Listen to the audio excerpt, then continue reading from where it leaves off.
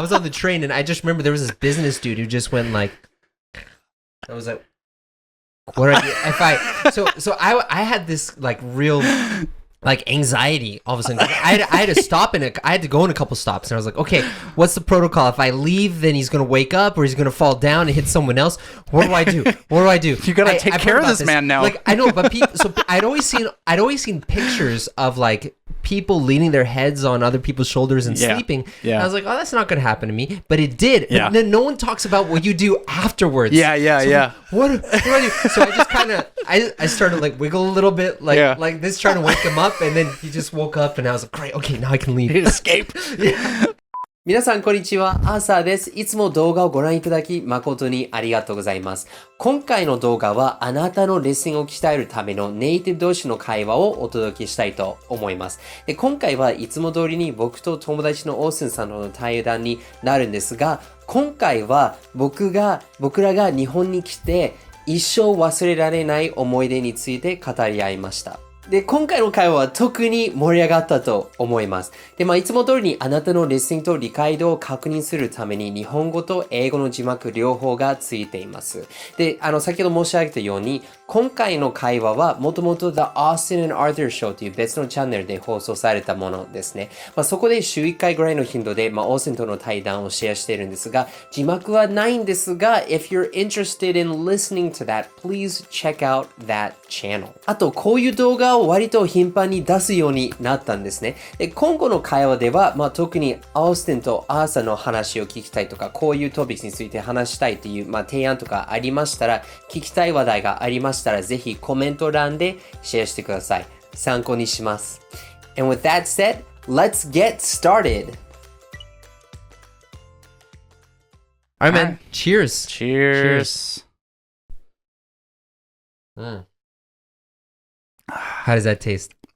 I miss this. Yeah? I miss this. I know, right? We were talking online and it's not the same. It really isn't. I mean, don't get me wrong. It's like, it's still fun having the conversations and everything, but sitting down and drinking is like, it's so good.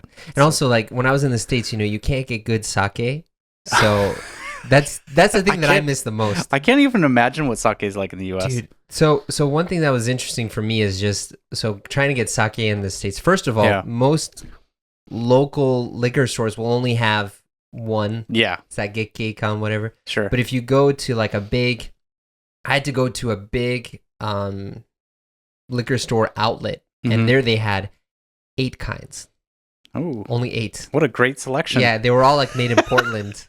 In Portland? Yeah, they were all, none was, though Gekkeikan was imported, but all the other stuff was made in. Interesting. Yeah. It's funny you brought that up because I have heard that recently sake is starting to like catch on in the US. Yeah, right. In the same way that craft beer is. Yeah. Yeah. So now more people are getting into it, but in the States, a lot of people are they're interested in brewing their own sake. Yeah. It's like when I looked at YouTube for sake, when I researched YouTube for sake for my sake channel, most of the videos were about how to brew your own sake. Yeah. But yeah, so today I thought we'd just like catch up and, you have some amazing experiences. Like just hearing about you talking about going to a gay bar and like being in Osaka and like, you tell me all these great stories. So today I thought it would be great to talk about some interesting experiences we've had. Sure. In Japan. Yeah, I mean, like you said, I've got a lot of stories just throughout all my life. Because it's kind of weird. I kind of have like 2 different experiences. I have like my experience as high school Austin. Yeah. In Japan. Which a lot of those experiences are kind of like to me not only experiencing Japan for the first time, but kind of like just that was like some of my first experiences just being like a man. Yeah. And kind of having like a little bit more independence and stuff. So those are pretty fond memories. And then there's adult Austin coming to Japan. And I wouldn't say there's like a lot of first time experiences there, but usually those are a little bit more whimsical because I'm usually drunk in those ones. so what's an area of Japan or Tokyo where you've had some of your most memorable experiences? Ooh. For me, it's Shibuya. Shibuya? I mean, Yeah, I've had a lot of fun experiences in Shibuya. I think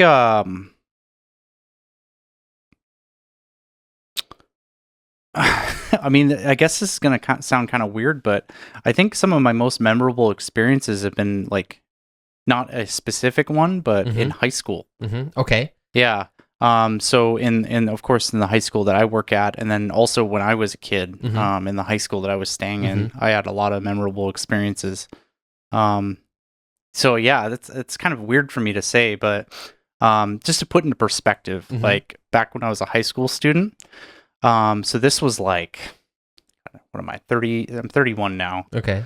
And so it was 14. What is that? 15 years ago? No.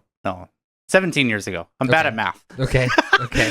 So back then, vending machines, at least in like Kansai area, were a little bit more free. Yeah. In the sense that you could get alcohol from them. And so I remember there was this set of vending machines right behind a konbini, like right outside my school. And the school that I was going to when I was doing an exchange program was it was not an academic school. It was like a public school, and this is in Kansai area. It was a sports school. Okay. Right. So they had their baseball team, and like that was good. Yeah. And then everyone else was kind of just there. Yeah. Right. So I wasn't playing baseball, but I joined the rugby team while I was staying here. So I made friends with like all the rugby players. So they're kind of like the tough guys in the class, right? And Dude, so it's rugby. Yeah. And so I remember I'd be hanging out with them, and during lunchtime, everyone would just be like, "Hey, let's go buy some beers from the konbini." So like every single day during lunch in the middle of the day, we'd just be like chugging beers and then go back to class at like 16 years old. Yeah, so. It's funny you say that because I have seen. Back when before I actually lived here, I saw people saying you can get everything from vending machines. Oh, you could, and I think it's changed a lot now. Oh, it has. Because when I walk down the street, sometimes I see a vending machine where you can buy beer, but they're all out of commission. Yes, they're all old. Yeah, yeah. Well, I think at the time, there was kind of like an honor system. They're like, hey, you can buy alcohol out of this vending machine, but don't do it if you're under 20. Yeah, and I think most kids followed that rule. That would not work in America. Yeah, right. Those machines would be empty after like the first day. But I think people started to like catch on, and so kids just started buying beer, and then they switched it. I've seen a couple vending machines these days that still have alcohol, but they have like they require you to use your card. Yeah, right. In order like to do ID. it. Yeah. So what's like a major memory you have being at a high school in Japan? That you're going to take with you for the rest of your life? So I mean the one I listed for sure, but another one was my uniform. Your uniform? My school uniform. Okay. All right. So like I said, I went to a public school. Yeah. And you know Japanese school uniforms, right? So you get the high school uniform. I was at a public school, so you got like guys have like the black pants and the white shirt. That was our summer clothes. Me being an American, I hated that. I did not like school uniforms. And quick sidetrack before I move on with the story. So my school in America was a private school. Okay. And we didn't have an official uniform, but we had business clothing that you were supposed to wear. That was our like you're supposed to be business casual or something? Business casual. Okay. So no jeans. We had to have like slacks, collared shirts. You can't wear t-shirts or hoodies or anything. So you're supposed to look professional. And I also hated that. And I wore jeans almost every day, and I got in a huge amount of trouble. Okay. I was in like detention almost every single Rebel. day. Yeah. But yeah. So in Japan, I've got to wear a uniform, and I was like, this is dumb. I don't want to wear a stupid uniform. Yeah. And now I fondly look back on uniforms like, oh man, they're kind of cool. But anyways, so I knew that I couldn't wear different clothing. Yeah. Like that was just straight up. If I did that, I would get in trouble with the teachers. But I knew because I was American, there was a little bit of leniency on what I could get away with. Yeah. So I started putting like accessories on my uniform. So like I started off like I was just testing the waters this first time. So I was like, okay, what if I just wore like a crazy belt. Mm-hmm. So I had this like black and white checkered belt that I put on, and I thought it was so cool. Like looking back on it now, it's like God, you're so lame. I put this black and white checkered belt on my uniform. And I went to school that day, and like a couple of my friends in class were like, "Whoa, your belt's so cool!" And then the teachers didn't see it because I was in the back of the class and I never stood up. So I was like, "Okay, all right, let's push a little further now." Okay. So I started wearing a belt buckle, and this belt buckle, the times were so much different. Yeah. Like 17 years ago, because so I had a belt buckle that was the Starbucks symbol. Okay. And instead of like Starbucks there, it just said "fuck you." And that's what I wore to school every day. Well, I mean, I'm sure like some of the teachers don't know what that means. So it's like, wow. So yeah, I had my black and white checkered belt. I had my giant "fuck you" belt buckle on it, and then so I noticed I got away with that, and I'm like, okay, well, let's see how far this goes now. And so I remember I put on a green tie. And no one at my school wore ties. Like winter uniform, sure, but like it's summer, no one's wearing ties. But I wanted to be special, so I put on a green tie with like shamrocks and stuff on it. Okay. And so I wore that, and finally, like my PE teacher, like kind of grabbed me by the arm and like pulled me over. It's like, "Why are you wearing a tie?" It's like, I wanted to. It's like, "Oh, you should take that off." Like, fine. Yeah, it's funny because it's like they're kind of polite about it. Yeah. At first, they're not like, "Hey, quit that." Like, of course, if you disobey further, they'll be like that. Yeah. Oh yeah, cheers. Yeah. So like, it's funny that you said that because I kind of noticed the same thing when I came here and I was looking for apartments. I noticed this in kind of the business world too, because back in the States, everything's very casual now. Even when my dad used to work in investment banking, and at that time people were wearing super expensive shirts and stuff. But now it's very casual. Now, but in Japan it's still very like rigid. You have to wear a white shirt, black suit, right? Yeah, black jacket. And so I noticed my the people at the real estate agency, they all had a white shirt on, but then like the stitching around the buttonholes was a different color. Or like there was a little like ridge on the collar that was a different color, like a bright red or something. And I'm like, wow, that's really weird. Like, why do they have these strange accents that's built into the clothes? And I realized that's how they can show their individuality while staying within the lines. Exactly. I mean, that's put perfectly. Yeah. And I think that's a pretty common misconception when somebody comes here. They say like, "Oh, Japanese people all look the same. Businessmen look the same, students look the same." And I think initially, yes. But if you start looking closely, you'll see these like subtle little details of people just trying to express themselves here. Yeah, I completely agree, man. Yeah, dude, it's funny. I So this is something I always bring up, but I remember when my sister came and visited me in January of 2014. Yeah. When I was a student here. So just to tell you, my sister is amazing. She's currently right now in Lebanon, even though there's like war conflict going on there. Oh. She spent some time in Guatemala. She went to Turkey. She works in like international law and like helping people. She's really like a superhero. She's awesome. That's awesome. But she's been in some amazing, crazy places. Like she lived in Cape Town, which is one of the most dangerous cities in the world. She with her boyfriend, they went up to Zimbabwe and they got stopped by people at gunpoint at like a customs area, and she's like this blonde-haired like white girl. So but like she's been all over the world by herself. It's fine. When she came to Tokyo and I was walking with her, she started having panic attacks. Wait, really? Yeah, let me explain why. Okay. So because for her, those countries were completely different. Like you look on the outside, you're in some place completely different culture, completely different background. Yeah.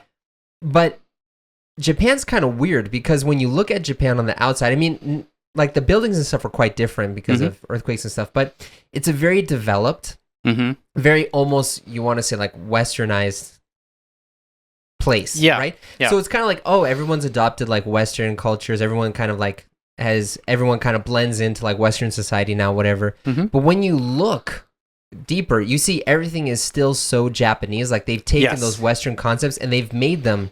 So like when you kind of squint your eyes and you don't pay attention, it's like, oh, this is very Western. It's really not that different. But when you look closely, everything is incredibly different. And I think it was that disorienting feeling my sister had. Because she like didn't know if she was supposed to be in like Western American European mode or if she was supposed to be in like non-European mode, and she just couldn't gauge that. That's really interesting. Yeah. Yeah. Yeah, like it was so funny because like I was going to leave her at a cafe because I had a meeting and she's like, wait, what am I supposed to do? I'm like, Alex, there's a menu. It has English on it. And this is someone who was guiding me through Africa. Okay. That's so crazy. Yeah. That's so crazy. Yeah. But it really is that disorienting thing where it's like on the outside, everything looks the same, or you expect it to be one way, but when you look closer, it's really different. Yeah. Yeah. I have like a similar experience to that, but not so much a panic attack with like, like the art style and stuff with buildings and everything. But for me, it was a train station. Mm-hmm. I think nowadays people are a little bit spoiled with GPS. Mm-hmm. Yeah. Because, I mean, you just pull out your smartphone and just kind of, okay, well, here's where I want to go. What train lines do I want to take? And it tells you, like, the platforms Back and everything. In 2013, Google Maps didn't really work here. Dude, yeah. So, let's see. I was a high school student coming here in 2005, 2006. Yeah. And so, smartphones, like the iPhone, the iPhone 1, like, just came out. Yeah. And I remember... little off topic. I like going off topic. Yeah. I remember my classmate in school. This is back in the U.S. Mm-hmm. He got an iPhone because his parents were a little wealthy and everything, and he was all excited. He got an iPhone for his birthday, which was like, I think it was like a $700 phone at the time. Yeah. But he was like, oh yeah, look at this iPhone, and this was back before data usage was unlimited. So you had to pay for all the data that you used. So he was like downloading games. He was listening to music on his iPhone all day and everything. First month he had it, racked up a $600 phone bill. $600 His phone bill. parents were furious. He was so like, I got my phone taken away. It's like, what? Why? What did you do? He's like, I racked up a $600 phone bill and my dad took it away. Dude. Oh my God. No, but it's funny that you mentioned that because that's something that I was thinking of when you were telling your story too, because the first time I came to Japan was in 2007. Yeah. That was literally the year the iPhone came out, right? Yeah. And I remember getting on the train and I would see everyone reading books or they would be texting on their like garake on their like flip phones, right? Yeah. And then I remember then so that was 2007. God. I come back in 2013, so it's like 6 years later, right? Yeah. And then I look and it's still a very quiet train. Yeah. There are no books. Yeah. Everyone is out on their phone. There's no tapping. It's just looking at their phones. I'm like, wow, this is so weird. Everyone's just like staring at their phone, which it's the same as like what was in the States, but it was like I had this image of how Japan was, and then in 7 years, that was one thing that was different. Yeah. A huge cultural shift. Yeah, I remember 16-year-old smooth Austin when I first came here. You visiting Tokyo. I mean, of course, there's a lot of pretty girls here, and I remember. I loved getting on the train because we're going to all these different train stops. And while I was on the train, usually there's a lot of pretty girls that go on the train because there's just a lot of people. Yeah. And I remember at the time, like, I would go up and talk to them while on the train. Really? So, for me, like, that felt really normal because it's like, as an American, you just go up and talk to somebody, right? Yeah, right. And so I remember I went up to this one girl and she was sitting down, just kind of like napping. Yeah.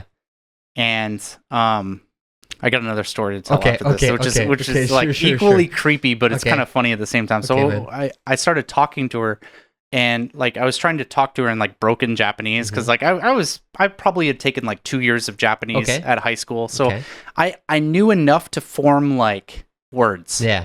I didn't know how to say sentences, but like I could say words. Yeah. And she looked at me like really confused, like, "Are you lost? Like, what? Do you need help? Yeah, why are you talking to me?" You know what I mean? Yeah.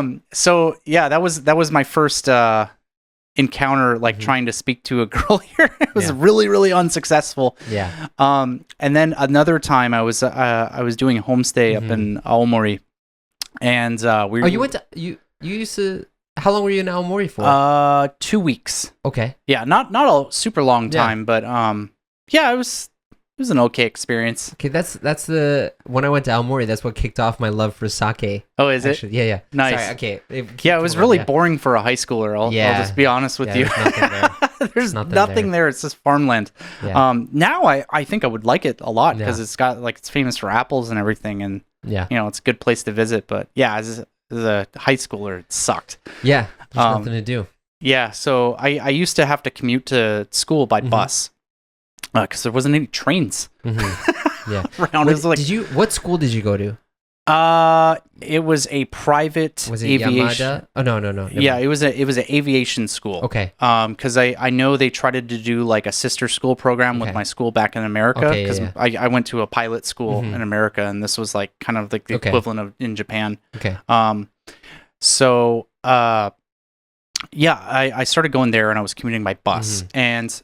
You know how like in Japan it's pretty common if a person like dozes off, they kind of just and just kind of like fall asleep on somebody, right?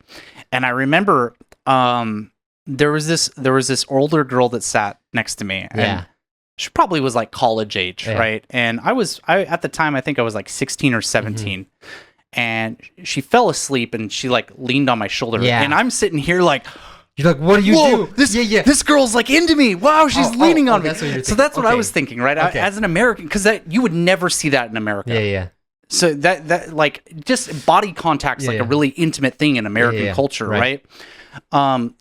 So like she leans on me, and I'm just like, oh my god, and me being a dumb teenager too, I'm just like, whoa, this girl's so into me. So like, I like kind of nudged her, like tapped her on the shoulder.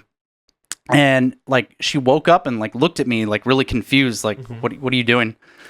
And like I was saying in like broken Japanese and English like, oh, it's okay, you can sleep on my shoulder. And like it sounded really good in my head at the time.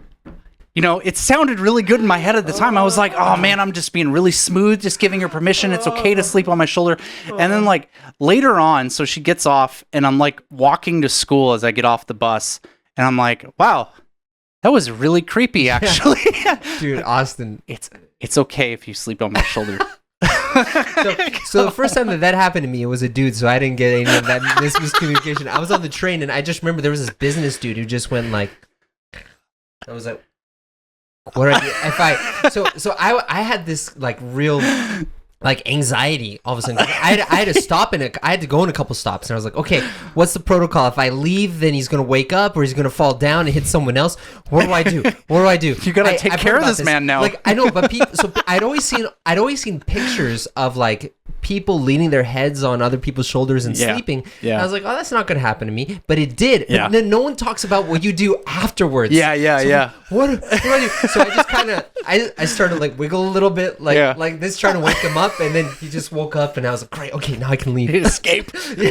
Oh my god, that's so weird. Dude, I was like, what do you do in that situation? It's a really awkward situation for sure. Yeah, that would never happen. No, ever. Yeah. People really are big about personal space in the States, which it's kind of funny because they're also really big about personal space here. Yeah, people don't hug here. Yeah. And then you get on the train and everyone's like, yeah, it's okay if you're like shoved into my rib cage. Yeah. That's fine. Yeah. It's weird. It's like, it's funny because in everyday life, you have a lot of distance and like you keep, you have to, especially even when you're talking with someone, you keep distance, right? But then when you get on the train, it's like almost expect that you're going to be like on top of each other pretty much. But yeah, that's something that always confused me. It's like, okay, so you don't hug people, but you can fall asleep and your head lies on a stranger's shoulder. Yeah. How does that work? Yeah. I just don't understand. Oh man, I just got some flashbacks of living in my previous apartment over in Kamata. Okay. So that's like South Tokyo. Yeah. And I used to have to communicate. Jesus, I've drank too much sake already. I used to commute to work on the Keihin Toku line. Yeah, so that's like one of the main lines coming in from into South Tokyo. It like stops at like the big cities in like Kawasaki and Yokohama. So that train is packed. Yeah. They have to have like the station staff like pushing on people to close the doors at every station in the morning. And So I'd get on that, and man, I just remember like commuting to work during summer and being squished in with salarymen and feeling like the body heat and sweat. Dude, yeah. Oh God, that was such an unpleasant experience. Dude, especially like the worst part is like at the end of the day in the summer, because that's after like when everyone's super smelly. Yeah. And like I remember walking into the train and like I could feel the BO in the air masking my face as I'm getting on. It's like, no, it's just like don't open your mouth, don't breathe it in. Yeah, it really is. It's like it's like a thickness in the air. You know what I mean? Yeah, the air is like, heavier, it's thicker. You kind of feel that. It's not quite like going into water, but it's kind of like you're like entering some kind of it's like a new form of matter between liquid and gas. Oh man. In between that. The Tokyo subway. No, dude, but so there's nothing that kind of terrifies me more than waiting for the train, and when the train pulls up, I see like condensation dripping from the windows because it means where it's got like because it means I'm gonna be walking into that. And I have to deal with that. And man, dude. So do you have any interesting stories about being on the like during rush hour? Because I have one that I really want to share. Oh man, this before. Yeah. Okay. So this again was on the Keihin Toku line. Yeah. So it's super crowded, and I'm commuting to work in the morning, and we arrive at Shinagawa. Okay. So Shinagawa is like one of the I think it's the third biggest train station in Tokyo. Yeah. And so this train station is packed, and I was getting off because I wanted to just swing into Starbucks on my way to work. And so I was getting off the train, and there was this pretty like large obese woman in front of me, and so at some of the train stations they have like a little bit of a gap that is between the train and the station, the platform. I mean, and for the most part, it's pretty easy to avoid. Yeah. Right, because it's not a huge gap, and as long as you just remember to like step over it, you're good. Yeah. And so people were kind of rushing out the door. So there's kind of like a pushing thing. Everyone's trying to get off the train. And so I remember this woman like misstepped and just plunged into that. And I'm behind her and I see her fall in. And I'll admit I'm a good Samaritan. If I see somebody in trouble, I'm going to stop and help them. So I turned around and started like trying to pull this woman out of the wedge like between the train and the platform, and she is super heavy and she's stuck. So there's no way I'm getting her on my own. And I'm sitting here like pulling on her for like 15 seconds. And I remember the station attendant, he came over to me and he was just kind of like watching, and he's like, "What? Daijoubu desu ka? Are you okay?" It's like, dude, no. Yeah, she's stuck. Like, I'm trying to pull this woman out of the wedge. Like, what are you doing? Yeah. Help me. Yeah. So like, yeah, that was probably my most frustrating experience with rush hour. Yeah. So, dude, it's funny that you mentioned that because I remember hearing like on the train it was like, so in Japanese, like especially because I remember at Shibuya Station, because I used to go to Shibuya all the time. That's where my school was. I remember in Japanese when the train was coming, after they announced the train that it was coming, they'd say like, what is it? They'd say like, 電車とホームの間は空いておりますのでご注意ください, which means there's a gap between the train and the platform, so please be careful, right? Yeah. And I never really cared about that much. Yeah. But then I used to live on the Seibu Shinjuku line some years ago, and a lot of the Seibu Shinjuku line stations are actually kind of curved a little bit to go with that. So what that means is that the train kind of curves a little bit with it. Yeah. Which means depending on the door, you have like a gap that's almost like over a foot. Yeah. Like maybe like a foot and a half almost. And I just remember getting off being like, oh crap, I'm glad I missed that. And then I saw a drunk guy get in and he like tripped and he like fell down. Like, no, like the bottom part of his foot got caught, but he was moving forward. So it almost like if he went a little bit higher, it would have broken his leg maybe. Wow. But like he just kind of tripped and was like hitting himself. And I was thinking, man, you have to really be careful. Yeah. Sometimes, Yeah. Man, there's so many interesting rush hour stories. Yeah. I have. So like I will never forget this, no matter how long I live. So I used to live on the Chuo line. I used to live in Nakano Station on the Chuo line. And the Chuo line is known for being really crowded. Yes. It's like one of the crowdiest, is that even a word? Crowd. It's one of the most crowded lines. There we go. On the JR, we got on the there JR in the train end. system. Yeah. And it's also known for having a lot of like suicides. So it's always late a lot of the time. Yeah. So I get on at Nakano Station, and there's this little elementary school girl who really just like comes up to a little bit above my belly button, right? And I get on the train, and she gets on the next stop, and I can see. Dude, don't worry about it. I know this bottle is almost empty by the time. It's all good. Yeah. So I remember, she gets on the train, and she's standing in front of me, and she's just like, "Oh, oh, it's a foreigner, right?" And then behind her, a wave of people come on, and they basically like push her into me. So I end up like curving my belly and putting my arms out like that to create like this little safe haven for her so that people can't like push into her. Yeah.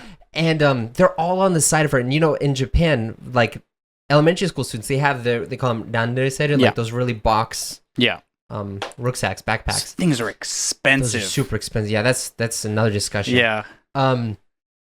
And I remember like we get off at the station she's supposed to get on, right? And we get to the station and she looks up at me like kind of nodding with a smile, being like, thank you.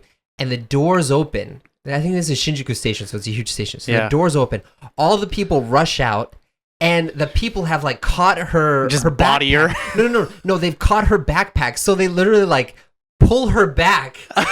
No. Like the traction of the backpack moving with the crowd pushes her back. So I really saw just like a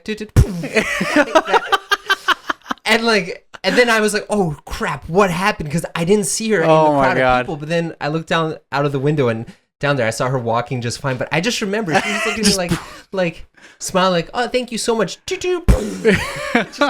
Like pulled out by the force. Dude, I feel so bad for kids. Yeah. Because like especially here in Tokyo, a lot of the kids are, they got to commute to school during rush hour because their school starts in the morning, and now I take the subways. My subway's awesome. It's so much better than JR. It's never crowded. I always get to sit down. But yeah, back when is that the Asakusa line? Yeah. Okay. Yeah. But back when I was on my other train line, I'd see some of my students in the morning, and it's like junior high school girls are not very tall. Yeah. I mean, they're probably about here on average, right? Yeah. And we're sitting down. Yeah. So they're not as tall as you mean. Yeah, like we're you sitting down. Yeah. So I mean, if we're talking in terms of like feet, I don't know, 4'3", 4'4", somewhere around there, right? Yeah. So they're not tall. Yeah. So for an adult guy, they're like coming up to your stomach and everything. And I remember seeing some of my students just sandwiched in between just like a mass of people. And I remember like the worst I've ever seen is it was one of my my junior high school girls. So she's probably 11 or 12. Yeah.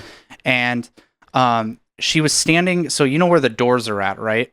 Yeah. So she was standing at the opposite side of the door that opens, so the unused door. And so this mass of people just comes in and just mushes her against the window. Oh. So I was standing kind of like a little bit further back in the car, and I just see her like pressed against the window right there. I'm like, that sucks. Like, yeah, I've been there. Yeah, man. Rush hour sucks. Seriously. Don't use rush hour. Yeah, I mean, trains. You should use it once when you don't need to, because then it's fun. Yeah. But if you need to experience that day after day after day, it's grinding. That'll get you. Yeah. Dude. But there's another time of the train that I'm a huge fan of. Yeah. And that's the last train. The last train. The last train's fun. So the last train it's kind of like a famous phenomenon here in Japan. Like everybody knows about it, and it's the drunk train. Yeah, we should be really clear though, right? So, New York City subway goes 24 hours. But does it? Yeah, it does. But you don't want to ride in the middle of the night. Oh yeah, you'll die. Or whatever. Yeah, pretty much. No, but yeah, in Tokyo, the trains run until about midnight or about 1 a.m. at the latest. Depending on where you're at. Yeah. For sure. Yeah. So that was something that really surprised me first coming here. But anyways, So the last train before it stopped. So my most memorable experience getting on the last train, and it was a really normal night. I think I just met up my friends in Shibuya, so like that's the big party area in Japan or in Tokyo, and so we just met up and we just got drunk at a bar. Like nothing special there, and we stayed really late, so I had to catch the last train. So it's coming from Shibuya, it's like around 12. And Shibuya is like the most crazy place to catch the last train. Yeah, it is. Literally, the train will be packed like rush hour. But everybody is hammered. And on top of the BO smell we were talking about before, you have the alcohol burping smell too. That's very true. But it's really, it's kind of, it can be a pretty fun experience because, like I said, everyone's hammered. So, even here in Japan, people tend to be pretty talkative and friendly when they're drunk. And so I managed to sit down, which if you understand how crazy that is, that I was able to sit down in Shibuya on the Yamanote line. But I was able to sit down. And so I'm sitting on this, and the train's just crowded with drunk people. And there was a guy and his girlfriend that ended up like standing right here. And they're obviously very, very drunk. And the guy instantly looked down and got really excited because he's like, "Oh wow, a foreigner, cool! All right, time to practice English, I guess." And I was like, "Dude, it's midnight. Why are you doing this now?" So he starts getting really excited and talking to me, and his girlfriend joins in. And all of a sudden, he just pulls out gummy bears. Just randomly pulls out gummy bears and is like, "Do you want some gummy bears?" And I'm like, "You offering me drugs here?" Like, because that was my first thought. Was it like a package? It was like an open bag that he pulled. He didn't open the bag when he pulled it out of his pocket, but it was a the Haribo gummy bears. He pulls an open bag of Haribo gummy bears out of his pocket, and that was my first instinct of like, "Are you offering me drugs?" Because like in America, that's probably drugs. You know what I mean? So I'm like, "All right, sure. I'll have some gummy bears." And so like we start eating gummy bears together on and the train, so we go through a couple stops, and he starts getting tired, but there's nowhere to sit. So he just like sits down on like the floor of the train. And his girlfriend joins him. So like we're in the middle of this crowded Yamanote train, and with like sit on the floor, and they're just sitting on the floor. Like he's right here, his girlfriend's right here, and I'm right here, and we're just sharing gummy bears, talking in the middle of the train. Yeah, it was kind of weird. Dude. So I've never had any weird stories like that on the train. I think I'm just much less approachable than you are. Like people see my resting face is like, "Don't come near me." I guess that's the message it tells. But there was this one time I was just on the train going back to my house, and I remember there was a guy who got on the train, and I was standing up, and he was standing up too, just hanging. He was just like kind of dazed, closing his eyes. Then he like opens his eyes, looks in my direction, sees me. Immediately his eyes open up, widen up. Yes. And he looks at me like he just found like a really hot chick or something like that. It's like he starts to move his eyebrows a little bit. And then with his other arm, he goes like this. He raises it up, and I'm like, I have no clue what this guy is doing. Like I've never seen this guy before, and he's just like a meter away from me. He's just like puts his arm up, and then when it gets to about to where his chest is, he puts out his thumb and says, "Good job." There's no context with that, huh? And so then I responded back to him in Japanese. He's like, "Oh, you speak Japanese? Okay. Hey, you want to go drink?" And I'm like, "No, dude, this is the last train. I gotta go." He's, "Oh, okay." But I just remember going like, "Good job." That's Where did that freaking come hilarious. from? You know? Oh man. Dude, so there's so many good stories we can have. I feel like we should have like a weird train stories. Oh god, I've got section. tons. We can do that next time. I've got tons. Let's do that next time, 'cause I have a lot more stories on the platforms. Oh really? The platforms? The platforms are where everything happens for me. Really? Not inside the train. Oh, it's always inside the train for me. Well, then we'll have a very nice balanced conversation next time, so we'll do that. Yeah. All right, man. So yeah, let's shut it off for today, and we'll talk next time. Sounds good. Awesome. Alright, 最後までご覧いただき誠にありがとうございます。僕がこういう動画を出しているのはあなたに英語を学ぶだけではなく生の世界で外国人の実際に交流できるようになっていただきたいからですね。でもほとんどの英語を勉強している方はいきなり外国人の対面するってなると頭が真っ白になって言葉が出てこなくて英語を学んでもあまり話せるようにはならないんですよね。具体的にどうしたら英語を学ぶだけではなく生の世界で外国人と実際に話せるようになるんでしょうか。今までと違う英語学習法が必要です。で、その英語学習法は無料ガイドでまとめました。If you want to get the free guide to learn this English method, you can click up here or you can click the link in the description box below.Anyways, thanks so much for watching and I can't wait to see you in the next video. これからも一緒に世界とつながりましょう. See you next time.